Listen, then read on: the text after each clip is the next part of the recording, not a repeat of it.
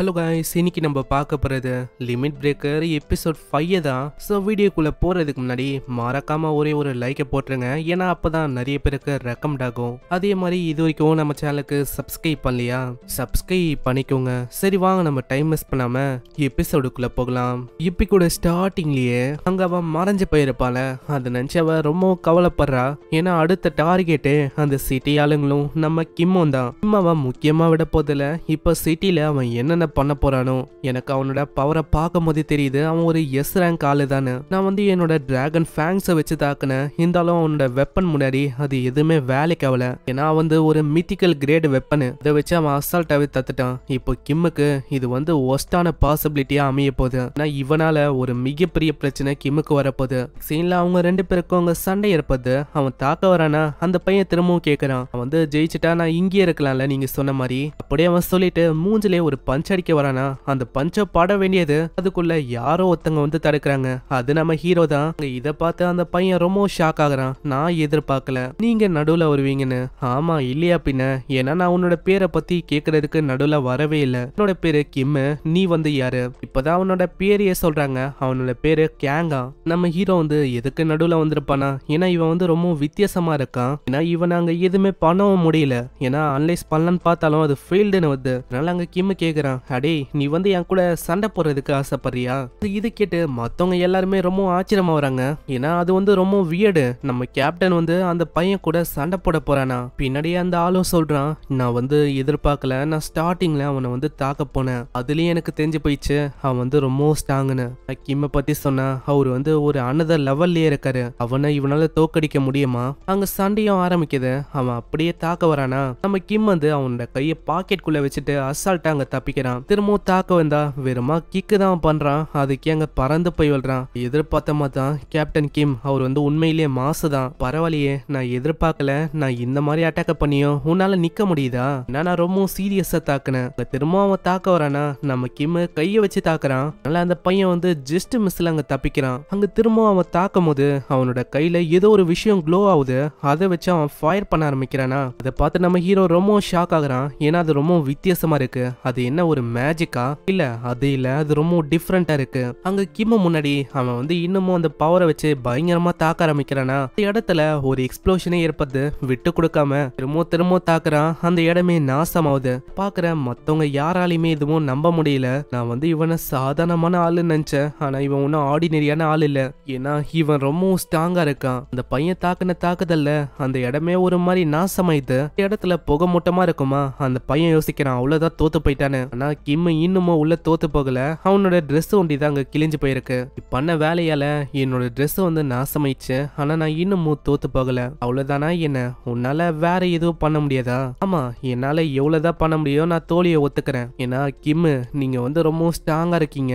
நான் எதிர்பார்த்ததை விட நீங்க ரொம்பவும் ஸ்ட்ராங்கா இருக்கீங்க. அதே மாதிரி அந்த ஆளை நான் தோக்கடிச்சிட்டேன். சோ அதனால நான் இங்க இருக்கலாம்ல.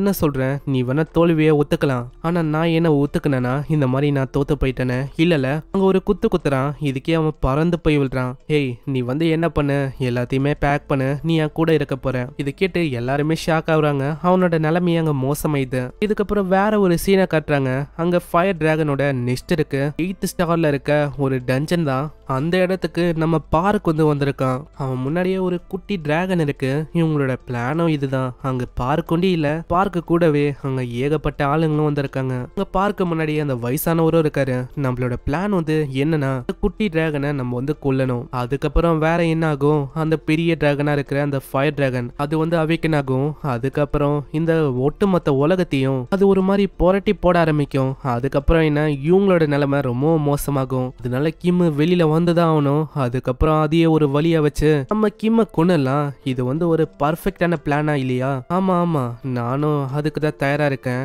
ஏன்னா என்கிட்ட இது இருக்கு. இது வழியா நம்மளால அந்த டிராகனை சீலும் பண்ண முடியும். இதை பார்த்து அவன் ரொம்ப ஷாக் ஆகுறான். ஏன்னா நம்ம ஹீரோ கையில இந்த அதே ஆர்பு தான் இது. என்னது, ஒரு டே ஸ்டோனா? ஆமா, இது ஒரு எக்ஸ்பெரிமெண்ட் தான். என்னன்னா சவுதி அரேபியால இந்த மாதிரி ஒரு விஷயத்த அவங்க கண்டுபிடிச்சாங்க. டிராகன் ரொம்ப ஆக்ரோஷமா போச்சுன்னா இந்த டே ஸ்டோனை வச்சு நம்மளால அதை தூங்க வைக்க முடியுமா? ஓ அப்படியா, வேலை இன்னமும் சுலபமாயிடுச்சு. ஃபர்ஸ்ட் இதை நம்ம கொல்லலாம். அதே மாதிரி அங்க பார்க் ஒரே ஒரு குத்து தான் குத்துறான். அதுக்கே அந்த டிராகன் அங்க இறந்து போகுது. அவ்வளவுதான். இதுக்கப்புறம் வேற என்ன, எல்லாமே நம்மளோட பிளான் படி போக போகுது. போகுது அந்த பெரிய டிராகன் வந்து இந்த நகரத்தையே நாசமாக்க போகுது. கிம்மால என்ன பண்ண முடியும்னு பார்க்கலாம். இதுக்கப்புறம் வேற ஒரு சீனை கட்டுறாங்க. அங்க பசங்களாம் விளையாடும் போதே ஒரு பையன் வானத்தையே பாக்குறான். மா ஜுன்னு என்னடா ஆச்சு? அதுவா மிஸ் நீங்க வந்து மேல பாருங்க. மேல திடீர்னு வானமே அப்படியே ரெட் ஆகுதா?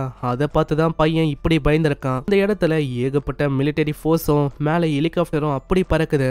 நியூஸ் மீடியா இந்த மாதிரி ஏகப்பட்ட விஷயத்திலயும் ஒரே ஒரு எமர்ஜென்சியை பத்தி தான் ஓடின்னு இருக்கு. சீக்கிரம் முடிஞ்ச அளவுக்கு ஏதாச்சும் பங்கரை தேடி மக்கள் எல்லாருமே போறது நல்லது. ஏன்னா இது வந்து ரொம்ப முக்கியமான விஷயம். ஏன்னா சடனா ஒரு பெரிய டிராகன் வந்து அப்பீரா இருக்கு.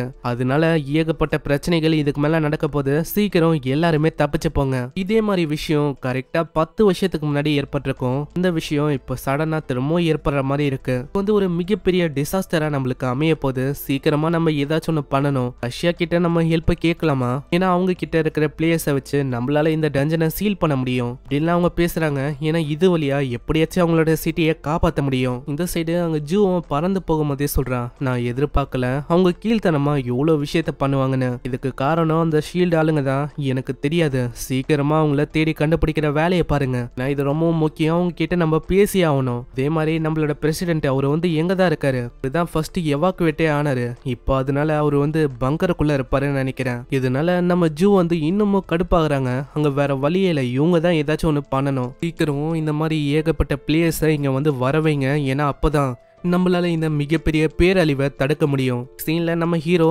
மற்ற கேங் ஆளுங்க எல்லாருமே அந்த இடத்துக்கு வராங்க.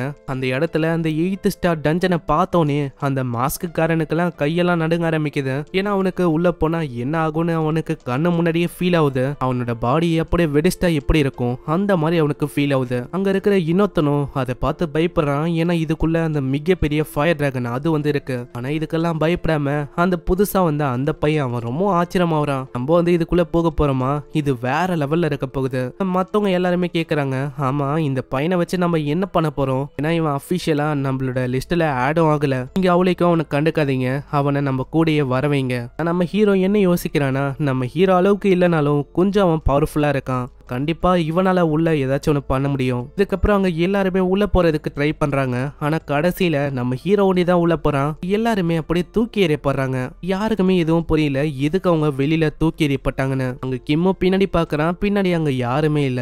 இதுதான் ஃபர்ஸ்ட் டைம் இந்த மாதிரி ஏற்படுறது. அதாவது இது உண்மையிலேயே 8th ஸ்டார்ல இருக்க ஒரு டஞ்சன் தான் நினைக்கிறேன். அதனால நான் ஒண்டிதான் தனியா சண்டை போடுற மாதிரி இருக்கும்னு நினைக்கிறேன். ஆனா பக்கத்துலயே அந்த பையன் இருப்பானா? அவனை பார்த்து இவன் ரொம்ப ஷாக் ஆகுறான். அட நான் மறந்தே வந்துட்டேன், நீயும் இங்க இருக்கல, சரி வா நம்ம போகலாம். இப்படி இவங்க போகும்போதே அங்க சடனா பின்னாடி யாரோ ஒருத்தங்க வந்து தாக்குறாங்க. அது நம்ம பார்க்கு தான். அங்க பார்க்கும் இதுக்காக தான் வெயிட் பண்ணா. எதிர்பார்க்கல இவன் ரொம்ப ஃபாஸ்டா இருக்கான். அங்க கிம்மோ அவனோட அவிக்கன் மோட ஆக்டிவேட் பண்ண அவன் பண்ண அட்டாக்க அவனோட கையை வச்சு தடுக்கிறான். அதெல்லாம் அவன் நெஞ்சுக்கிட்ட ஒரு காயம் வந்து ஏற்படுது. ஒரு டிஃபென்ஸ் வந்து இந்த அட்டாக் முன்னாடி இக்னோர் ஆகுது அப்படின்னு ஒரு நோட்டிபிகேஷன் ஒண்டி நம்ம ஹீரோ முன்னாடி வந்து இங்கேயே இந்த எபிசோட முடியுது. நம்ம ஹீரோக்கு எதுக்கு ரத்தம் ஊத்தணும்? அவன் பண்ண அட்டாக் என்ன ஒர்க்காச்சா? நம்ம ஹீரோக்கு என்னதான் ஆச்சு? அதெல்லாம் நம்ம நெக்ஸ்ட் எபிசோட்ல பார்க்கலாம். மறக்காம கீழே ஒரே ஒரு லைக்கை போட்டுருங்க. இதுக்கு மேலதான் வேற லெவல்ல போகும். நான் இவங்க இருக்கிறது அந்த டஞ்சனுக்குள்ள டிராகன் கூடயும் சண்டை போடணும். இந்த பார்க்கு இவன் கூடயும் வேற சண்டை போடணும். பார்க்கலாம் இதுக்கப்புறம் என்ன ஆகுதுன்னு. அப்படி நீங்க இது வரைக்கும் நம்ம சேனலுக்கு சப்ஸ்கிரைப் பண்ணலையா? சப்ஸ்கிரைப் பண்ணிக்கோங்க. நான் உங்களை நெக்ஸ்ட் எபிசோட்ல சந்திக்கிறேன். தேங்க்யூ ஃபார் வாட்சிங். சாயனரா.